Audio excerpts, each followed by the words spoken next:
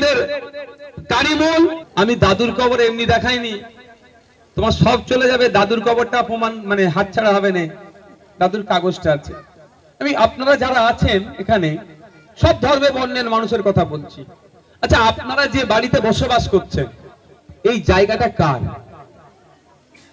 আপনার জায়গা না অন্য কারো জায়গা? আপনার জায়গা। আমি প্রমাণ দিচ্ছি। আপনি যে জায়গায় বসবাস করছেন, মায়েদের বলি আগে, মায়েরা একটু বেশি ভয় করছে। মা, আপনার স্বামীর জায়গায় আছেন তো? আপনার সাপ কোথা পেলে? আকাশ থেকে উড়ে পেয়েছে না মাছ চাষের মধ্যে পুকুরে হয়েছে? আপনার স্বামী আপনার শ্বশুরের কাছ থেকে।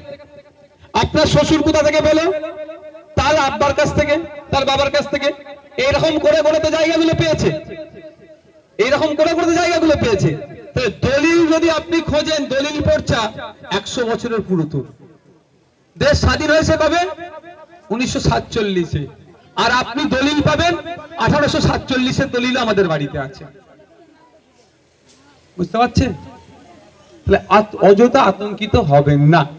ক্যানিং থেকে একজন এসে বলছে, ভাইজান ওই ক্যানিং এ যাদের নাম কাটা গিয়েছে পুলিশ তাদের নাকি খুঁজছে। আমি বললাম, আপনার নাম কাটা গিয়েছে? বলল না। আপনার কাউকে পুলিশ খুঁজছে এরকম আছে? বলল না, ওই অমুকজন বলছিল। ওই অমুকজন বলছিল, তাকে যদি জিজ্ঞাসা করেন সে বলবে না, চায়ের দোকানে থেকে এরকম শুনছিলাম। অর্থাৎ এটা সম্পূর্ণ একটা ভুল বার্তা ছড়ানো হচ্ছে আপনাকে আমাকে ভয় ধরিয়ে রাখার জন্য। কারণ আপনার আমার প্রশ্ন করা দরকার এখন শুভেন্দু বাবুকে, যে আপনি বলেছিলেন ক্ষমতায় আসলে 450 টাকায় গ্যাস দেব। কবে থেকে 450 টাকায় গ্যাস দেবেন স্যার, ডেটটা বলুন। আপনাকে আমাকে প্রশ্ন করা দরকার বিজেপির ওই সরকারকে, যেভাবে তৃণমূলের সরকারকে প্রশ্ন করেছি, বিজেপির সরকারকে প্রশ্ন করবো, ছাড় আমরা দেব না। কিন্তু আমাদের প্রশ্ন পরিবর্তে ভয়ে রাখানো হচ্ছে। প্রশ্ন করা দরকার ছিল পেট্রোল ডিজেলের দাম কমবে কবে আপনারা বলুন।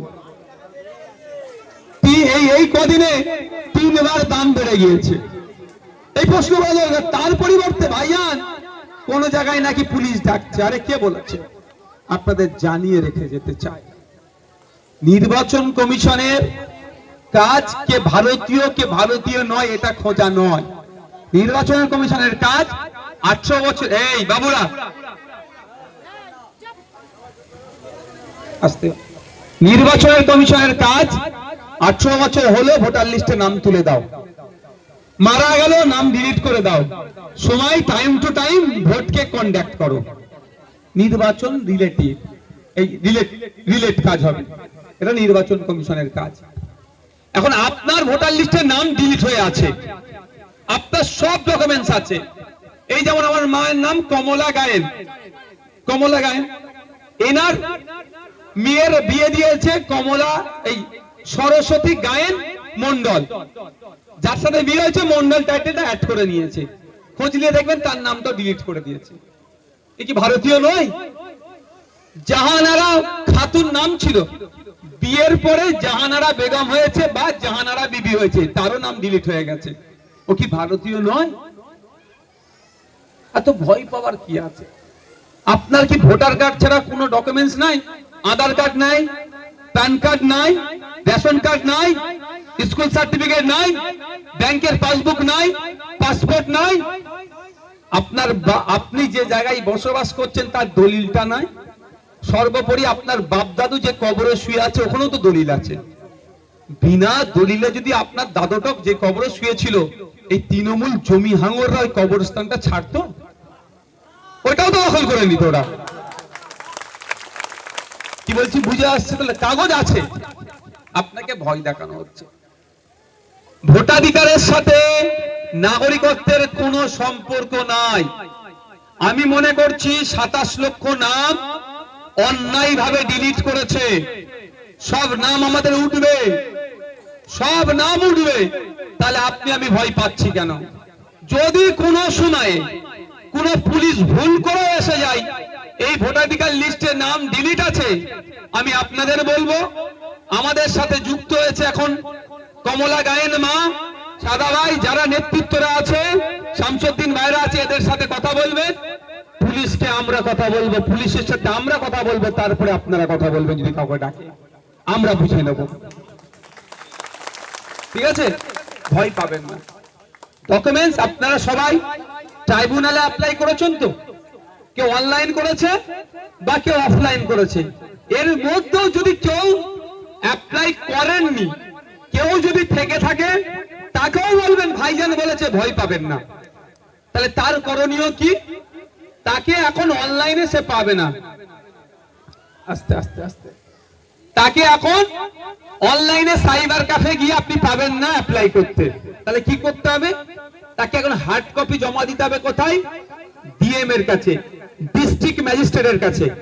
তাকে দরখাস্ত লিখে জমা করতে হবে। ডিস্ট্রিক্ট ম্যাজিস্ট্রেট তার নিজস্ব পাওয়ারে, ডিস্ট্রিক্ট ইলেকট্রাল অফিসার তার নিজস্ব পাওয়ারে কি করবে?